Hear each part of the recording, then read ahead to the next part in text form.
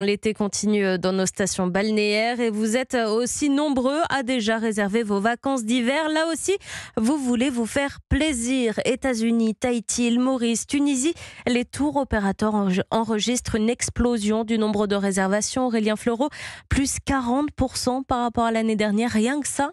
Oui, les professionnels du secteur appellent ça la revanche du tourisme. Après les confinements, les Français se sont remis à beaucoup voyager et cet engouement ne retombe pas, bien au contraire. Ce qui étonne René-Marc Chicly, président du CETO, le syndicat des tours opérateurs. C'est incroyable, plus 40% de chiffre d'affaires et on retrouve toutes les destinations, y compris l'Asie. On a très bien vendu le Japon. C'est vrai que les clients ont décidé d'adapter ce voyage pour le rendre un peu moins cher en supprimant 2 jours par exemple, mais ça reste des voyages chers que les gens veulent se payer peut-être pour une vie. Et ça, effectivement, c'est un marqueur.